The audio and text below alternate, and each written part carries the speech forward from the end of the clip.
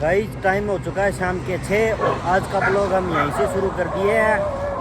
और हमारा सफ़र चल रहा है बेंगलोर से मुंबई और फिलहाल हम विजयपुरा में। ये देखो अपने स्वागत के लिए कितने डॉग आए और ये खड़ी है अपनी गाड़ी। टाइम हो चुका है दोस्तों ये 8:19 और बीजापुर हम पहुंच गए हैं और करते हैं अपना सफ़र कंटिन्यू सोलापुर की तरफ। और टारगेट अपना काफ़ी ज़्यादा बचा हुआ है भाई, देखते हैं रात को पूरा हो पाएगा कि नहीं हो पाएगा। क्योंकि पार्टी वाले का फ़ोन आया था, भैया कब तक पहुंचोगे, तो मैंने उसको बोल दिया था गाड़ी पहुंच सकती है 26 तारीख को। तो 26 तो गाइस कल ही हो जाएगी। और अभी भी 450-500 किलोमीटर के लमसम में अपना सफ़र बचा हुआ है। देखते हैं लग पाती है कि नहीं लग पाती।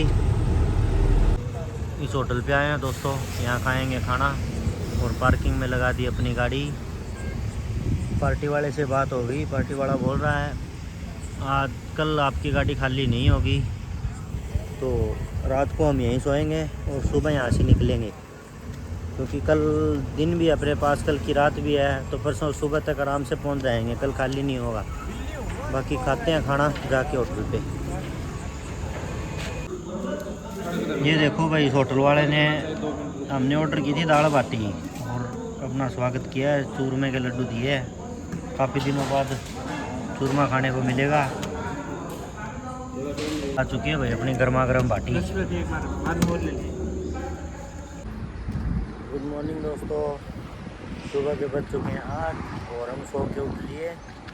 अभी पीते हैं होटल पे चाय पी के करते हैं अपना सफ़र शुरू।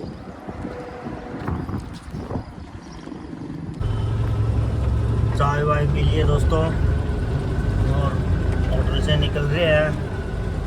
अभी अपना सफ़र शुरू करेंगे। 8:28 का टाइम हो चुका है और हम जलकी बॉर्डर से ज़्यादा दूर नहीं है, वो जलकी बॉर्डर आने वाला ही है।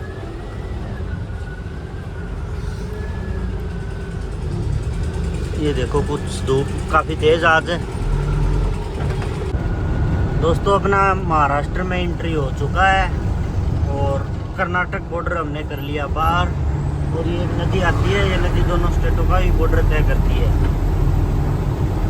और अभी आएगा महाराष्ट्र का बॉर्डर, जहाँ होगा अपना गाड़ी का कांटा। पहुंच चुके हैं दोस्तों महाराष्ट्र के बॉर्डर पे। और आज गाड़ियों का जमावड़ा नहीं दिखाई दे रहा, अपने लिए अच्छा ही है। सुबह सुबह का टाइम है और जल्दी से बॉर्डर क्रॉस हो जाएगा।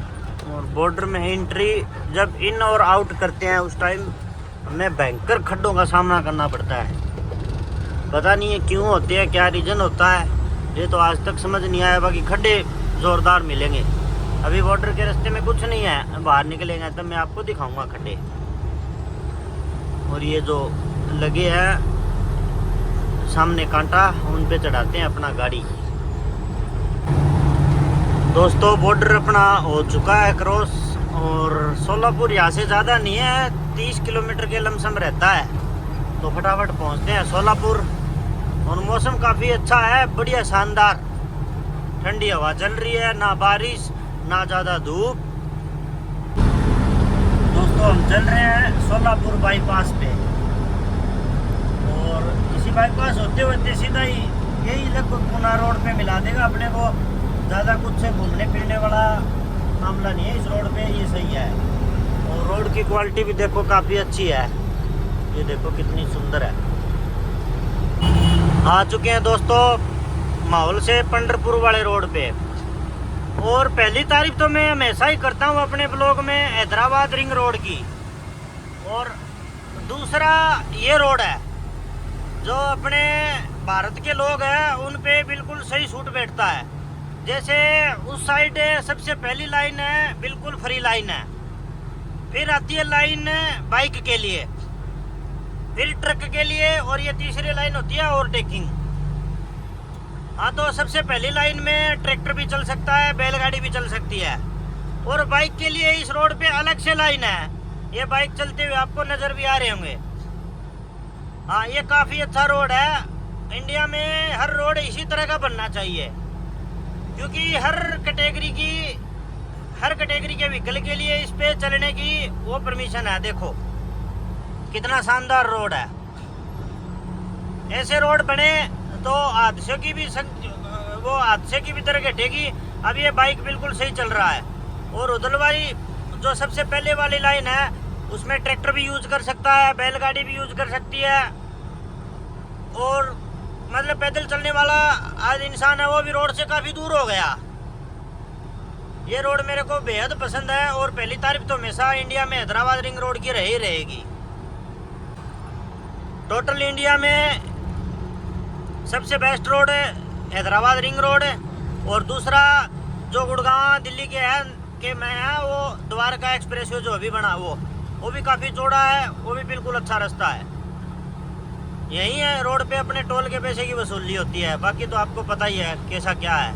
और रोड की क्वालिटी बिल्कुल बढ़िया वाली है। ये देखो दोस्तों कितना शानदार नज़ारा है। और हम अभी फलटन से थोड़ा पहले, फलटन आने वाला आगे और फलटन से थोड़ा पहले आ रही है। देखो यही पहाड़ में इतने दिनों बाद मानसून सीजन में सूख के मिले हैं जिस पे हरियाली नहीं है। या तो इधर बारिश कम हुई होगी या फिर ये इन पहाड़ों का स्ट्रक्चर ही कुछ ऐसा है। बाकी तो हर जगह हरियाली के सिवा कुछ दिखाई ही नहीं दे रहा था। ये देखो कितने शानदार है नज़ारा, काफ़ी शानदार आ रहा है नीले नीले बादलों के बीच। टाइम हो चुका है 1:17।